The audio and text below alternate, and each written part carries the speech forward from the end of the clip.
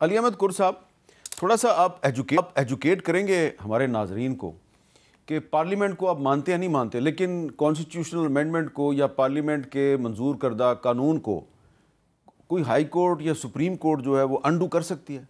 कोई मिसाल है ऐसी? देखिए, नहीं, सुप्रीम कोर्ट में सिर्फ सुप्रीम कोर्ट ने ये नहीं देखना है कि 26वीं तरमीम आई, पास हुई, नहीं, उसमें सारा प्रोसेस देखना पड़ेगा। अगर कहीं पर भी ज़रा सा भी ये महसूस होगा कि किसी भी शख्स ने, एक शख्स का भी वोट उसकी मर्ज़ी के ख़िलाफ़ ये वोट लिया गया और उस एक आदमी के वोट की वजह से वो 2/3 मेजॉरिटी का वो जो नंबर है वो कम होता है, तो सुप्रीम कोर्ट उसको अंडू कर सकती है। ठीक है, हम यही कहते हैं आपके, हम सब के सामने, सारी दुनिया के सामने, जिस तरीके से ये पास हुई, ये बिल पेश हुआ, बिल बाद में पास हुआ और अमेंडमेंट पास हुई, उसमें लॉ मिनिस्टर खुद उसने अपने ऑन असेंबली के फ्लोर पे उसने कहा कि रात के 12 बजे अभी तक मुझे ड्राफ्ट नहीं मिला है, तो लिहाजा आज ये बिल पेश नहीं होगा, कल जाएगा। अब अंदाज़ा लगाएं, काम लॉ मिनिस्टर का है, पर सिविल गवर्नमेंट का है कि वो ये बिल लाए और ये अमेंडमेंट ले आए, इसका मतलब ड्राफ्ट कहीं और से आ रहा है। तो अगर सुप्रीम कोर्ट के सामने आर्गूमेंट्स में या लॉ पॉइंट्स में ये बात आती है कि ये गवर्नमेंट ने ये बिल और ये अमेंडमेंट पास नहीं किया, पेश नहीं किया, तो आपका क्या ख्याल, सुप्रीम कोर्ट अपनी आंखें बंद करेगी? हकीकत यही है, बिल्कुल यही है कि ये जो अपना अमेंडमेंट है ये लॉ मिनिस्टर का नहीं है, ये शहबाज शरीफ का नहीं है, ये पार्लियामेंट का नहीं। यही तो मैं कहता हूँ, जो हमें अफसोस होता है कि सारी पार्लियामेंट को मालूम है कि ये पार्लियामेंट के ये जो अमेंडमेंट है ये बाहर से आया है। तो अगर हमारे वो लोग जिनका ये काम नहीं है वो असेंबली को इतना ओवर पावर करते हैं, इतना उसके ऊपर हावी हो जाते हैं कि जो चाहे करें, तो सुप्रीम कोर्ट के पास बिल्कुल ही है। सुप्रीम कोर्ट ऐसे नहीं बैठी है, आंख बंद करके नहीं बैठी है, यही वजह है। तो क्यों नहीं पेश करते हैं हमारे पेटिशंस को, क्यों नहीं? तो आपको अभी भी जस्टिस जया अफरीदी साहब से कुछ तवक्कुआत हैं? नहीं, मुझे बहुत अफसोस है। आज तो मुझे वैसे ये पता है, मुझे एक बात का पता है, मुझे ये बात पता है कि वो आपके बड़े अच्छे दोस्त हैं। बिल्कुल, जब भी वो कोयटा आए तशरीफ़, उनकी बड़ी मेहरबानी, उन्होंने मुझे बुलाया और मुझे काफ़ी पिलाई है। आज अगर मैंने आज भी नहीं किया, आज मैंने नारे नहीं लगवाए मैं अगर नहीं, हाँ, मगर मेरे ख्याल में अगली दफ़ा जब हम आएंगे तो ये साहब के ख़िलाफ़ नारे लगेंगे। आप अगली दफ़ा फिर आएंगे? आएंगे।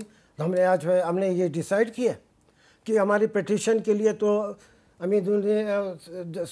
कॉन्स्टिट्यूशनल जो बेंच है उसने कहा है कि 3 हफ्ते के बाद मैटर लग रहा है, फिक्स हो रहा है, हम फिर आएंगे। और जब हम आएंगे फिर ऐसे नहीं होगा कि DIG साहब मेरे सामने खड़े होकर बात करेंगे। जी कील मलिक साहब, ये फिर आएंगे।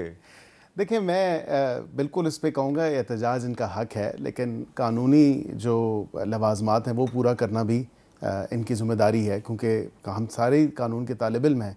लेकिन मैं ये ज़रूर बात करूँगा कि मेरी तो चलें कोर्ट रूम में उनकी इंटरेक्शन कम, लेकिन जो ज़बान ज़द आम एक आम फहम रेपुटेशन है चीफ़ जस्टिस पाकिस्तान की, वो यही है कि वो आइन पसंद हैं और वो आइन के साथ खड़े हैं। अब इसमें बता दें कि किसी की लाइकनेस या डिसलाइकनेस, या किसी को अगर ये एक्सपेक्ट किया जाए कि वो किसी सियासी पार्टी की तरफ झुकाव रखे, तो ये तो पॉसिबल नहीं हो सकता।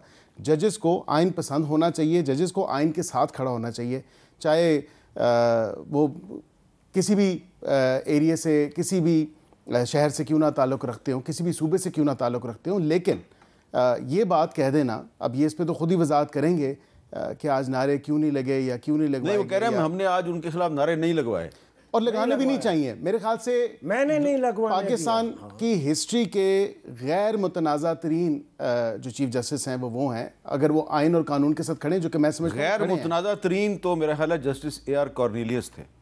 देखिए, मैंने आज आपका बिल्कुल कॉलम भी पढ़ा है, और क्योंकि अली अहमद कुर साहब की बड़ी स्ट्रगल रही है इस मूवमेंट में और उस मूवमेंट में जो 2007 से मैंने 9 की एयर थी, कॉर्नेलियस की बात की है, मैं लेकिन फिर भी जो मैंने 61 से कॉलम 68 तक थे, वो आप बिल्कुल बात ठीक कर रहे हैं, आपके उस कॉलम में उस हवाले से भी रेफरेंस है। मैं इसी हवाले से बात कर रहा हूँ मीर साहब के, देखें ये सिचुएशन को आप उस पीसीओ वाली सिचुएशन के साथ जक्सटापोजिशन में नहीं देख सकते, नहीं कर सकते, ये कोई कंपैरिजन ही नहीं बनता इस सिचुएशन का और उस सिचुएशन का। जो उस वक्त सिचुएशन थी, जो जज साहब उस वक्त खड़े हो गए थे जिनका जिक्र आपके कॉलम में है, के.एम. समदानी साहब, वो एक नॉवल सिचुएशन थी, वो उस टाइम एक मिलिट्री डिक्टेटर की सिचुएशन थी।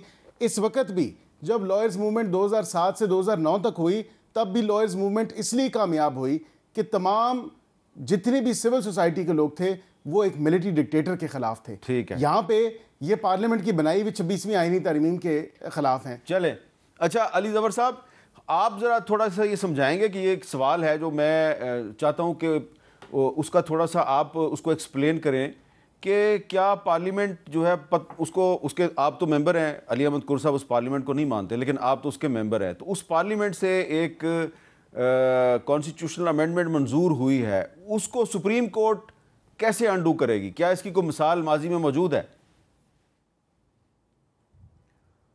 जी देखिए, सबसे पहले तो मैं कहना चाहूँगा हामिद मीर साहब, इससे पहले कि मैं आपका जवाब दूँ इस सवाल का, कि जो अवाम है उसका हक़ है एहतजाज करना और आवाज़ उठाना।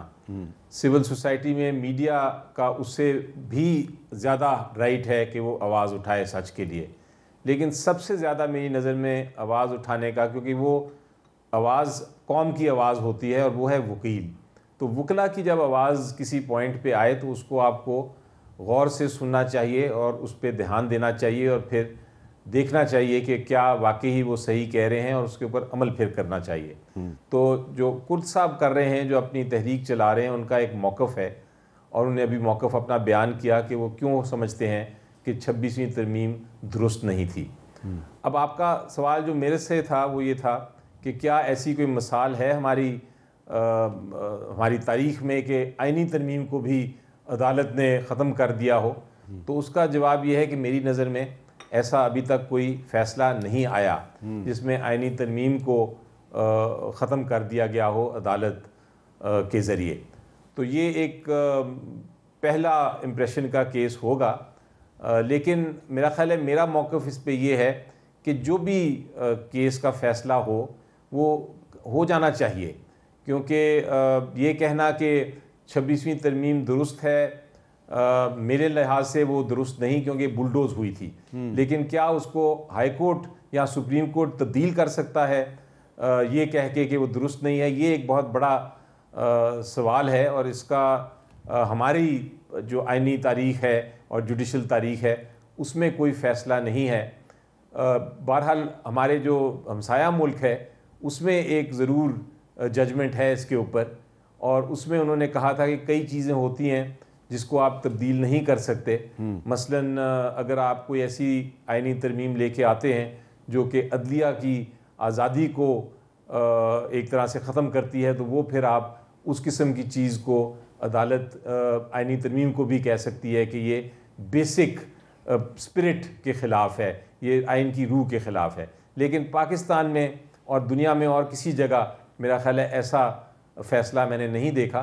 तो बड़ा एक तरह से मुश्किल इशू है, और ये फिर इस चीज़ का जो फ़ैसला है वो भी उसी आइनी बेंच ने करना है जो कि 26वीं तरमीम के तहत बनाया गया है।